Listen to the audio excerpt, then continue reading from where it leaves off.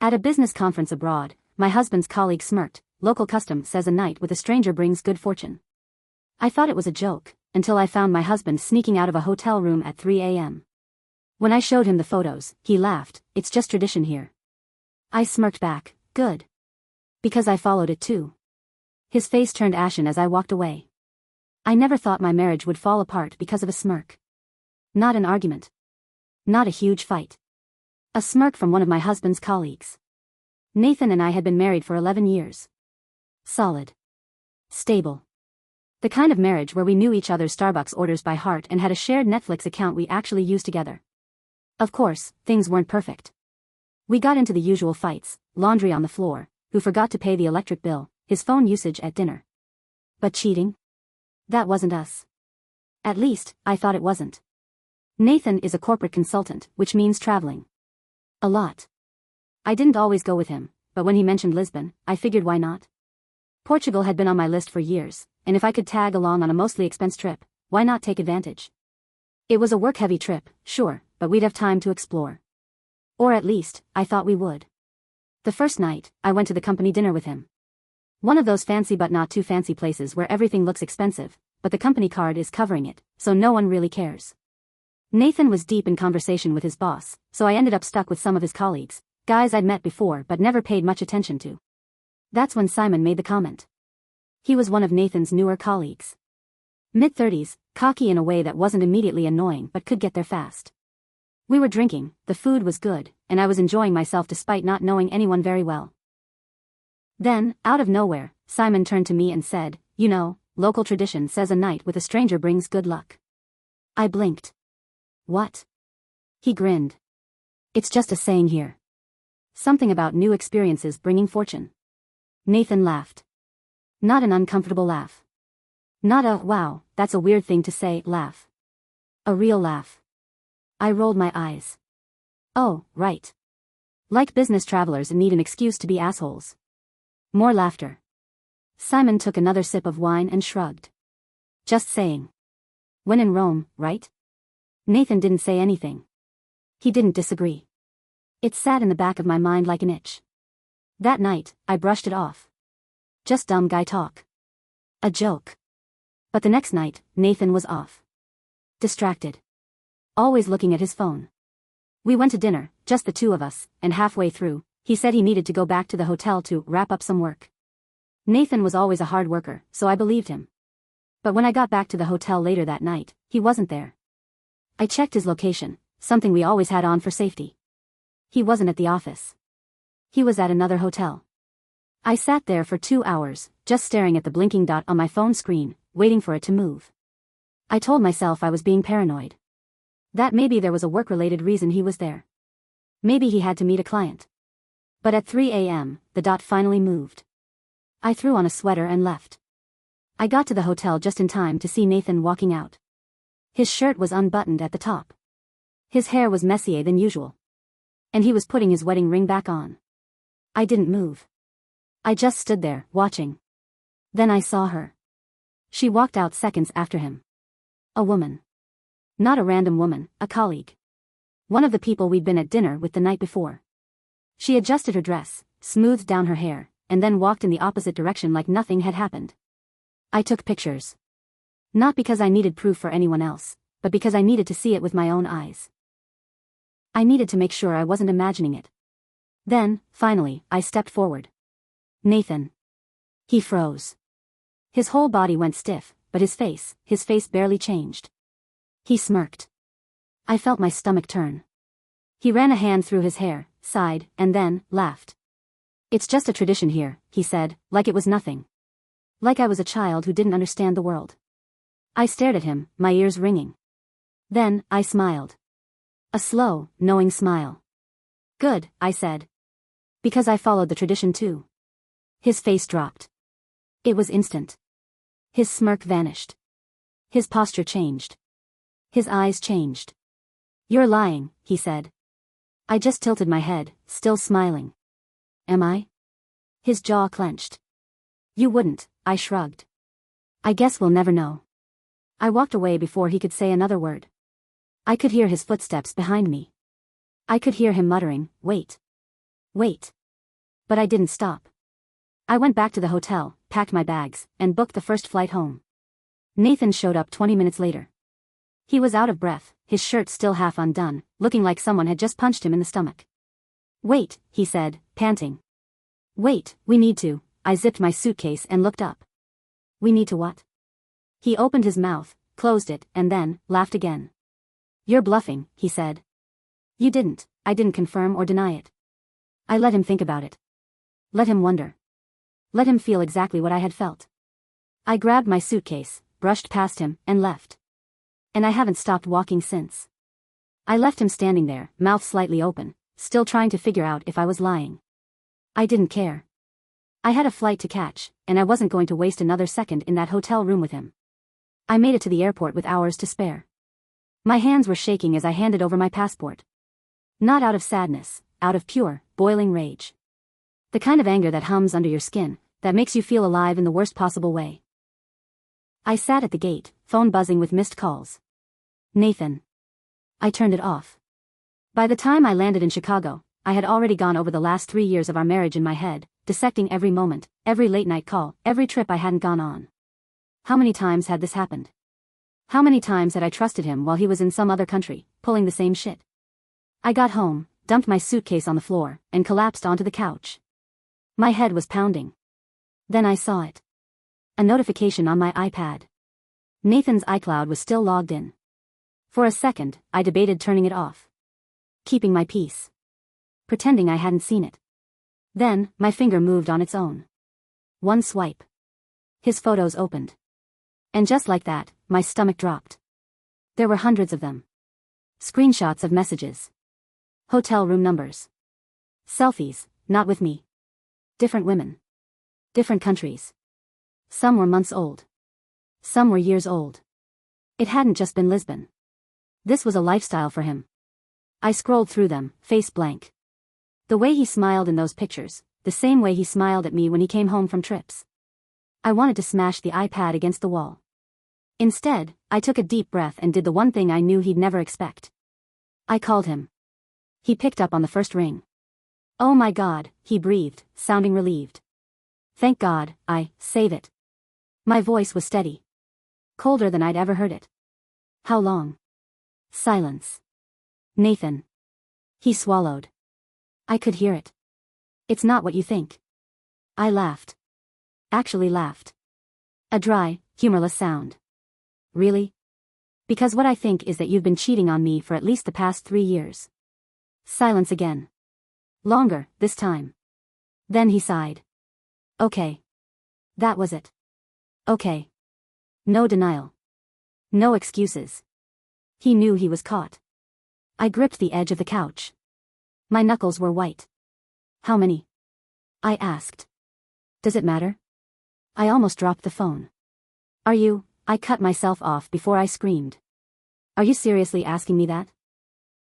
It was never serious. His voice was calm. Like he was explaining weather patterns.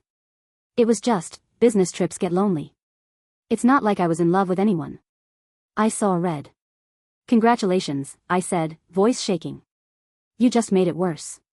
Natalie, please. I hung up. I wasn't going to listen to him try to gaslight me into thinking it was nothing. I sat there, staring at my hands.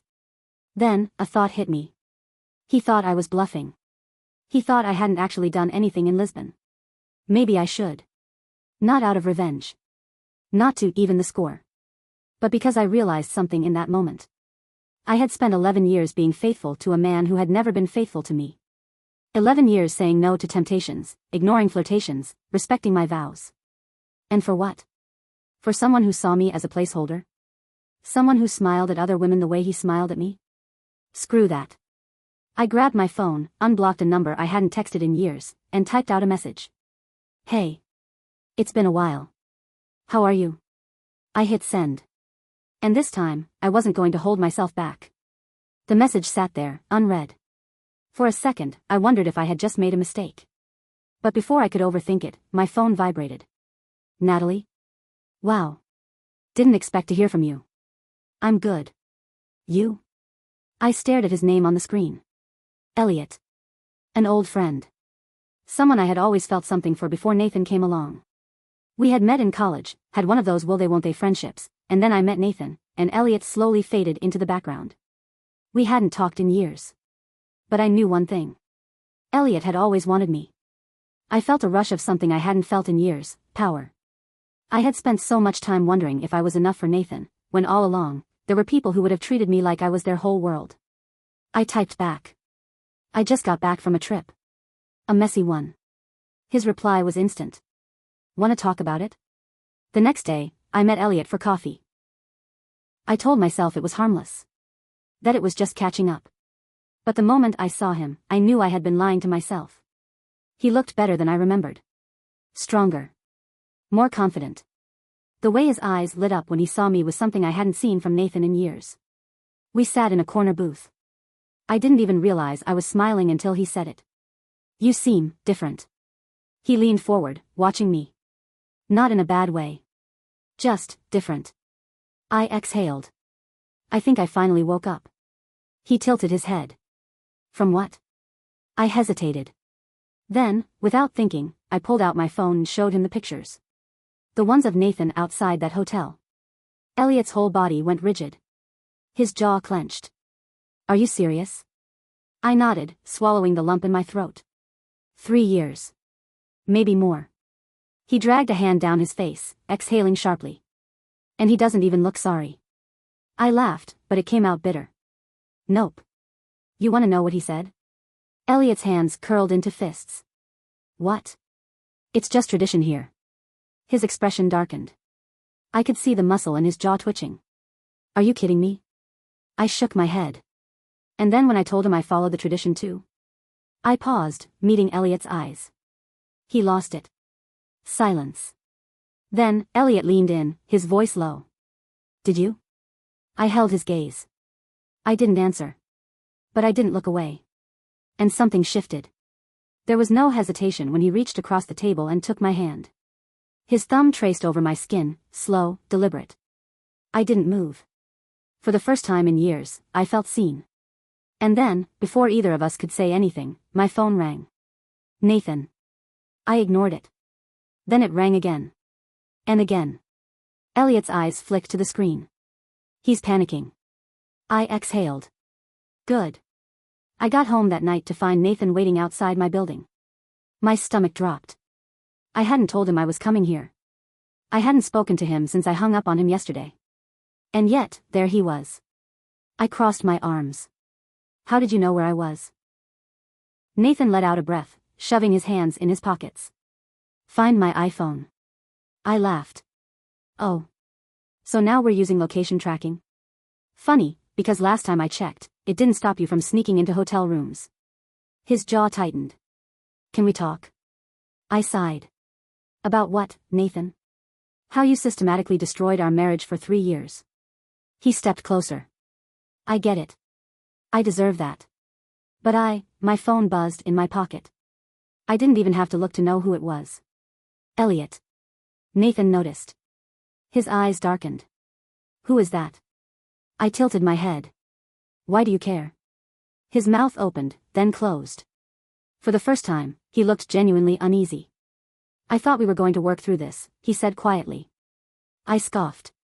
Work through what? The fact that you cheated on me across multiple time zones?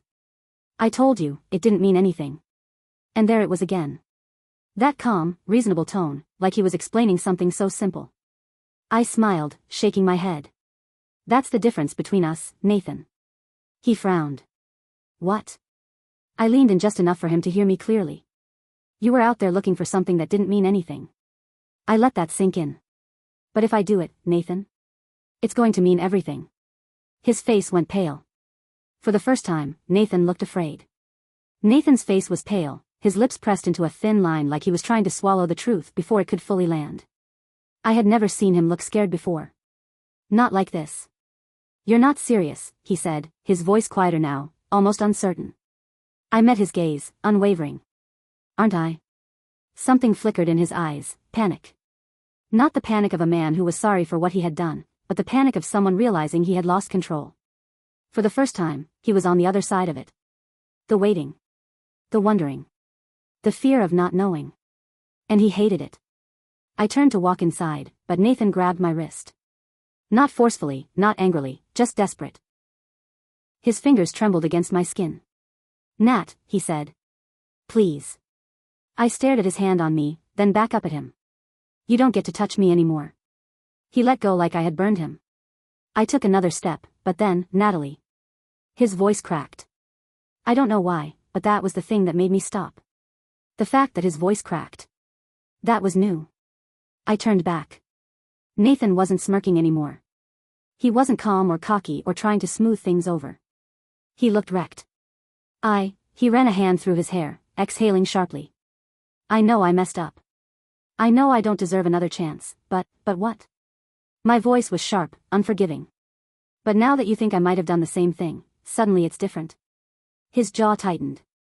Of course, it's different. I let out a sharp, bitter laugh. How? Nathan looked at me, and for a second, I swore I saw guilt in his expression. Real guilt. The kind he hadn't shown before. But then he said it. Because I never thought I could lose you. And there it was. The truth. Not that he regretted what he did. Not that he was sorry for lying. But that he was only sorry now because he had realized what was at stake. I felt my stomach twist. I took a slow breath. So, it wasn't enough that you had me. You needed to know I wasn't going anywhere. His silence was my answer. I swallowed down the lump in my throat. You don't love me, Nathan. You love the idea of me. You love knowing I'll be there when you come home. You love knowing I'll never do what you did. You love feeling safe. He shook his head, stepping forward. That's not true. I held up a hand. It doesn't matter anymore. I turned again, but before I could step inside, a voice cut through the silence. Elliot. Standing at the end of the sidewalk. And he saw everything. Nathan turned, and his expression twisted. Are you serious? Elliot's hands were in his pockets, his stance casual, but his eyes were anything but. I could ask you the same thing. Nathan let out a bitter laugh. This is rich. You're in the picture now. Elliot's jaw tightened. Looks like you left some room. I almost smiled. Nathan looked back at me, his expression raw. So, what? You run to him the moment we have a problem? I scoffed. You ran to a dozen different women. That shut him up. Nathan turned back to Elliot. You've been waiting for this, haven't you? Elliot didn't answer right away. Then, after a beat, he said, yeah. Nathan's nostrils flared. You think you're better than me? Elliot exhaled. No, he looked at me. But I'd treat her better than you ever did. Nathan's hands clenched at his sides, and for a split second, I thought he was going to throw a punch. But instead, his expression cracked, just for a moment. He looked at me, really looked at me, and I could see it. Regret. Not enough to change. Not enough to fix it. But enough to know that he had lost something real. You're really doing this? He asked. I took a breath. And then I said the words I never thought I'd say. I already did. Nathan inhaled sharply, his whole body going rigid. I didn't wait for a response. I turned to Elliot, and without another word, walked toward him. Nathan didn't follow. He just stood there, watching me go. Maybe, in another life, we could have fixed this. Maybe, if he had been a different man, if he had made different choices, we would have had a different ending. But this wasn't that life. And I wasn't his anymore.